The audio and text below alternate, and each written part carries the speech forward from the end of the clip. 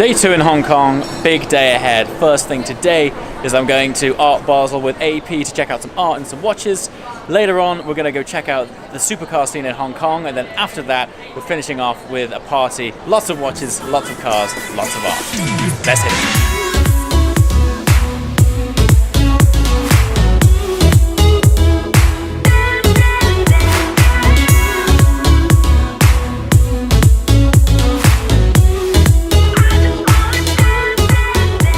So if I would take off the hands and plus the dial, that's the movement you get, okay?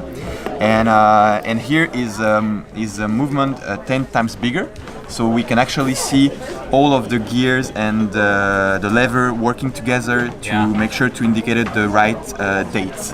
Imagine all of this spring that you have here, they're all touching apart, okay? Yes. And for the friction to be the best way possible, it needs to be polished. Okay. So we have to polish this all by hand, and we're gonna use this very small vise to hold the spring and just touch the top of it to make sure that it's completely polished. Wow. When you have a watch back for a service, what kind of process What we does do, it go through? so we disassemble the watch completely, Wow. as well as the case. And you have to know that on a mechanical watch, it's just like a motor car, like the motor needs oil, and this is something that we like to say. Cars, we say when you drive, you have to do it every year a service. Yes. The watch is more like 5 to 7 years. Okay. But yeah, the process, so we disassemble the watch case completely, the movement too. Okay. We're gonna clean it at least 2 times to make sure that all the old oil is gone. Cool. And then we're gonna reassemble it with all the oilings. Nice. And make sure that everything is set up correctly. And of course, for a watch like this, requires quite sure. more time because of the complexity of the movement. Yeah. Thanks so much. Yeah, you're welcome.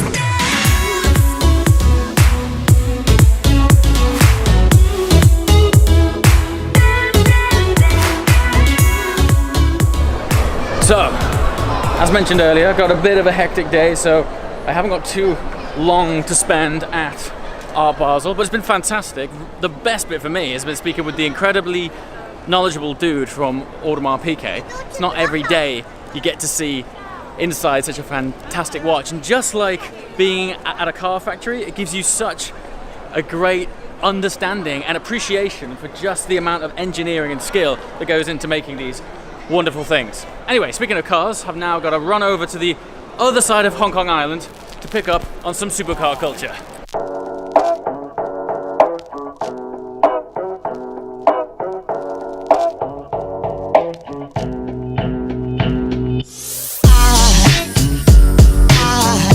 There goes a sight from my soul.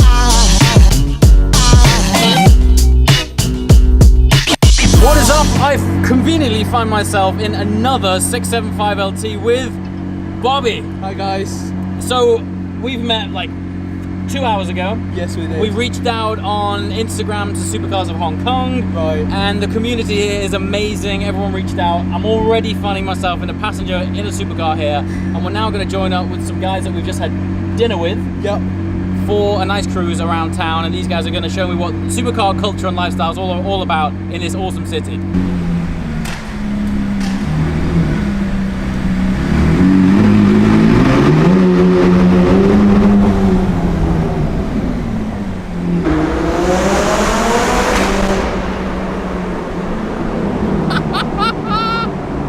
So good! Woo! It's actually my first time redlining this car. So Bobby has only had this car very recently. Oh, it's so good!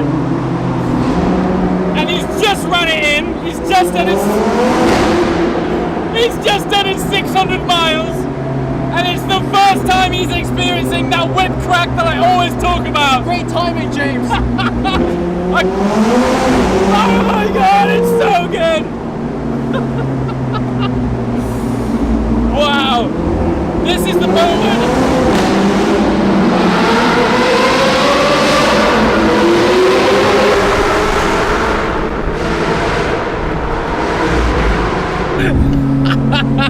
Amazing. Dude, this is what supercars are all about!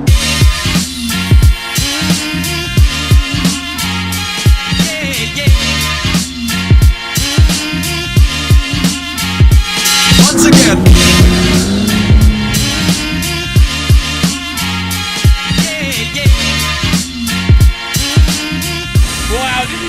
by the way, I mean, as much as we are like McLaren fanboys right now, did you hear that Speciale? So cool. The Novitec Speciale. The R8 also has an exhaust, right? The R8 has the tubing. So R8's running Tubi, we got Speciale with Novitec. So we are in the Spider, so my hair has exploded. But it doesn't matter. This is such a great night. Luckily, I lost all my hair when I studied in the UK. The perfect car for you, Exactly. man. Do you know what I love? I mean, I've been very fortunate lately that I've got to spend some time with other LT owners. And it's really great being able to share the experiences of LT owners with these guys, because a lot of people think I'm exaggerating when I see this car. No, he's not. I'm not, right? It is it's just incredible. What I love is, even though I'm very fortunate position that I get to drive one of these cars often, every time I get in one, I'm still shocked. I'm still surprised at the impact that it has on me. Yeah. And I would say maybe even more so when you're a passenger, because you're not as braced for the acceleration. Yeah. And you don't have to concentrate on driving. Exactly, I can just enjoy it. Oh man, Hong Kong. Hong Kong nightlife is so cool. I've got a story. Yeah, yeah. I've got a story. Story. I've got a story.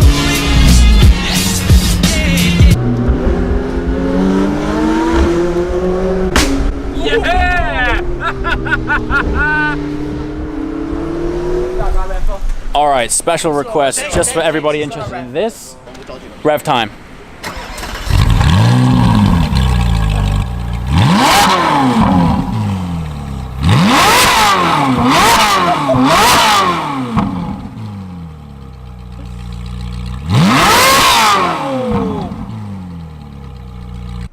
Dude, that is ridiculous. I never hear it in person. It sounds so good. I've got a story. Never love.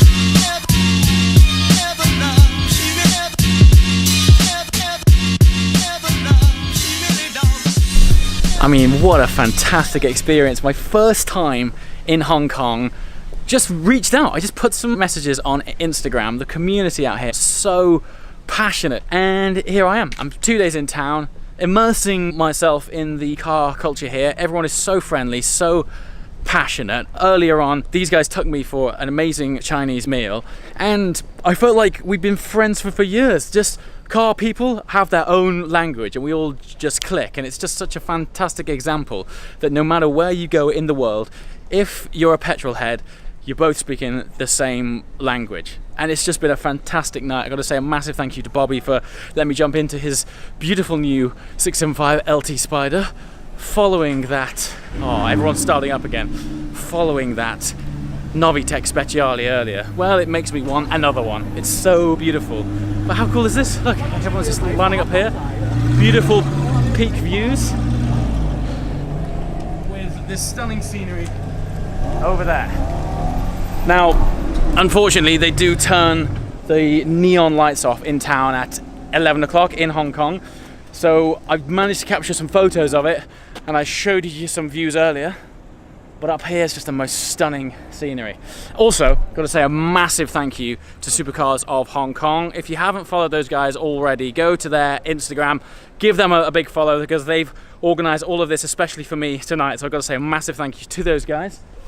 And I think the only thing left to do now is wind our way back down in this awesome lineup of cars. Okay, jet lag kicking in hard. However, video's about to drop live of today, which has taken some planning because the timing is all out. So I think it's about to drop at like 10:30 UK time, in which case you'll have already seen it.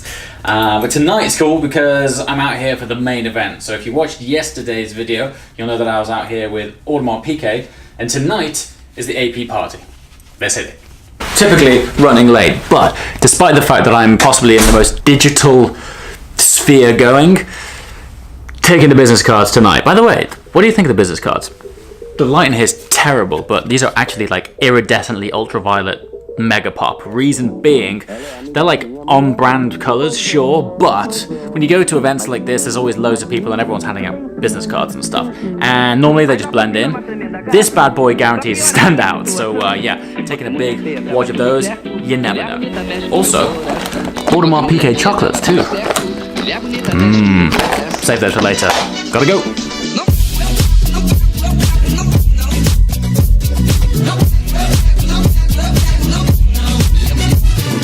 I've got 3 more days in town.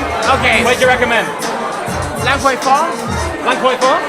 You know Langkoy Farm? Nope.